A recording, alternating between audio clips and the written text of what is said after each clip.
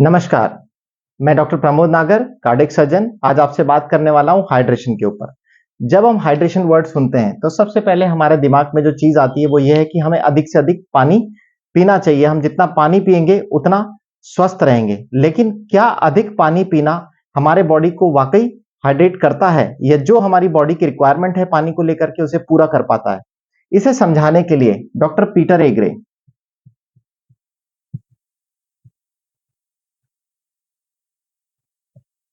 कि शरीर में पानी वाकई जाता कैसे है, कोशिकाओं के अंदर काम कैसे करता है और पहुंचता कैसे, इसे समझाने के लिए डॉक्टर पीटर एग्रे को 2003 में नोबेल प्राइज मिला।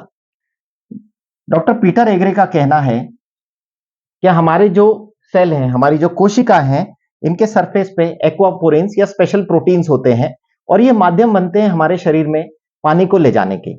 ये एक्वापोरिन की एक स्पेसिफिक साइज है। इनकी साइज, जैसे आपके घर के दरवाजे से हाथी नहीं घुस सकता, वैसे ही इन एक्वापोरिन से हर पानी पार नहीं कर सकता, और ये एक्वापोरिन के माध्यम से ही पानी अंदर और बाहर जाता है। हम सोचते हैं कि हमारे सेल में पानी जाने के बाद भरा रहता है, पर ऐसा नहीं है। डॉक्टर पीटर एग्रे ने समझाया कि पानी हमारे सेल में या कोशिकाओं में निरंतर अंदर बाहर होता रहता है, और बहुत तेजी से अंदर बाहर होता है।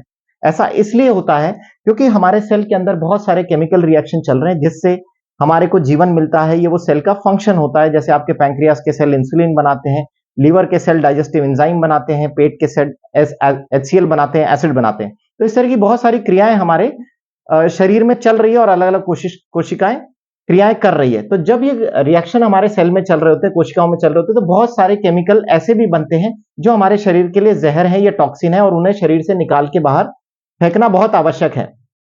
और जब हम खाना खाते हैं, तो इसमें बहुत सारे विटामिन्स, मिनरल, न्यूट्रिएंट, फाइटोन्यूट्रिएंट्स होते हैं, जो इन सेल के अंदर जाना जरूरी है ताकि ये रिएक्शन सही तरीके से हो सके। तो ये एक्वापोरिन पानी को एक माध्यम बनाते हैं, जिसके माध्यम से अंदर के टॉक्सिन बाहर आ सके और बाहर के न्यूट्रिएंट सेल के अंदर आ सके, जिससे हमारे सेल में ये केमिकल रिएक्शन सही तरीके से हो सके।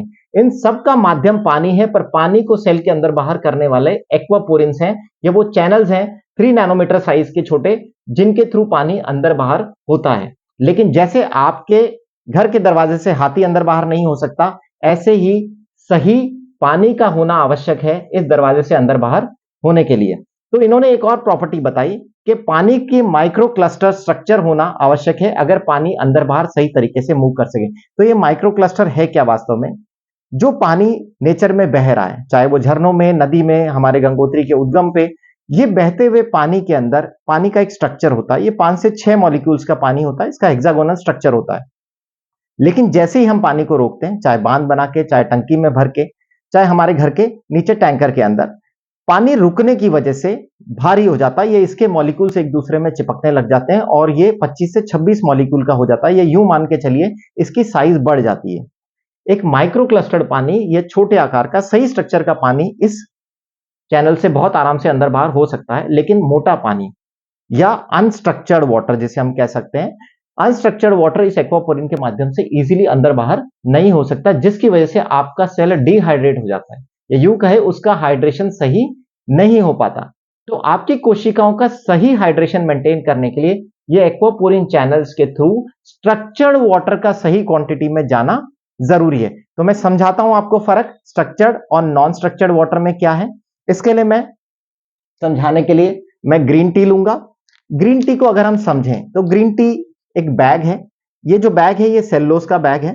सेल्यूलोज एक तरीके से मान सकते हैं हमारे सेल का स्ट्रक्चर है, हमारी कोशिकाओं का एक स्ट्रक्चर है, और इसके अंदर ये चाय पत्ती भरी हुई है।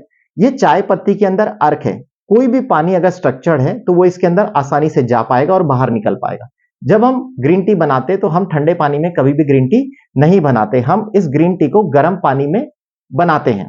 वो ऐसा इसलिए, जब पानी गर्म होता है, भाप के रूप में कन्वर्ट होता है, तो वो पतला हो जाता है या स्ट्रक्चर्ड हो जाता है, जिसकी वजह से वो आराम से इन कोशिकाओं में जा पाता है। तो ये चीज समझाने के लिए मैंने एक गिलास लिया है। इसके अंदर मेरे घर का नॉर्मल पानी है, RO का पानी है। ये यूं कहे डायरेक्ट टैप वाटर की सप्लाई है। मैं इसके अंदर ये पाउच आपको डुबो करके दिखाता हूं। आप देख रहे हैं कि इसमें ग्रीन टी नहीं बन पा रही है। ये नहीं बनने का कारण ये है कि ये पानी जो है अनस्ट्रक्चर्ड पानी है। सबसे पहले इसे सरकारी बांध में रोका गया, फिर इसे सरकारी टंकियों में रोका गया, फिर मेरे पानी की टंकी में ये रुका, और ये पानी अनस्ट्रक्चर्ड होने की वजह से इस सेल्यूलोज की अंदर नहीं जा सका पाउच के अंदर और इसका एक्सट्रैक्ट नहीं निकाल सका। अब मैं आपको एक दिखाता हूं स्ट्रक्चर्ड वाटर। इस कप में मैंने लिया है स्ट्रक्चर्ड वाटर और मैं अब इस बैग को इसमें डिप कर देता हूं। आप देख रहे हैं कि कितनी आसानी से ग्रीन टी बन गई है। स्ट्रक्चर्ड वाटर आपकी कोशिकाओं में बहुत आसानी से पेनिट्रेट कर सकता है। पुराने आयुर्वेद में कॉपर के जो बर्तन के अंदर 12 घंटे पानी को रखने की पद्धति बताई गई है, वो बेसिकली पानी को स्ट्रक्चर करने का तरीका है और दूसरा उसे डीकंटामिनेट, ताकि बैक्टीरिया उसमें से मर जाए, पानी स्ट्रक्चर्ड हो जाए। लेकिन तांबे के बर्तन में रखा हुआ पानी भी तभी स्ट्रक्चर्ड हो सकता है जब उसे प्रकृति में से आपने बहते हुए पानी को लिया है, जहां मनुष्य ने कोई बांध बना के पानी को नहीं रोका हो। तो अगर आप गंगोत्री के पानी को तांबे के बर्तन में रखते हैं तो पानी वाकई स्ट्रक्चर्ड हो जाएगा। वैसे ही गंगोत्री का पानी स्ट्रक्चर्ड पानी है, लेकिन उसी पानी को अगर हम तांबे के बर्तन में रखते हैं तो एंटीबैक्टीरियल गुण भी पैदा करेगा और आपके पीने के लिए अच्छा होगा। लेकिन जो हमारे पास सप्लाई का पानी आ रहा है, ये नॉन स्ट्रक्चर्ड वाटर है और ये आपकी बॉडी को हाइड्रेट नहीं कर सकता। डॉक्टर पीटर हेगरे ने इस कंसेप्ट को समझाने के लिए पानी के माइक्रो क्लस्टर्ड स्ट्रक्चर के एक्वापोरिन चैनल्स के थ्रू अंदर बाहर होने की क्रिया को जो समझाया, इसके लिए इन्हें नोबेल प्राइज मिला है। दोस्तों, नोबेल प्राइज दुनिया का सबसे बड़े प्राइज में से आता है। हम धन्य हैं ये सोच के कि ऐसे डॉक्टर्स अवेलेबल हैं दुनिया के अंदर जिन्होंने वाकई चीजों को समझा है और हम तक पहुंचाने का कष्ट उठाया है।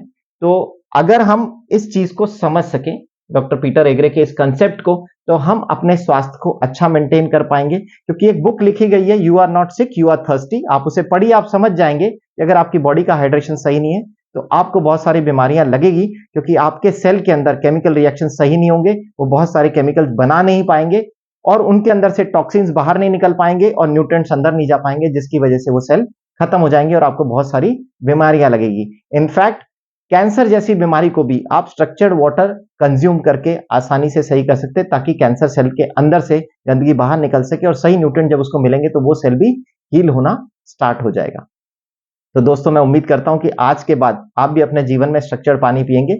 मैंने जो स्ट्रक्चर्ड वाटर आपको दिखाया, ये एनर्जिक के कैंगन डिवाइस से निकला हुआ पानी है और ये पानी मैं रेगुलर कंज्यूम कर रहा हूं और मैं सबको यही सलाह देता हूं कि इस तरह का पानी आपको भी रेगुलर कंज्यूम करना चाहिए। Thank you.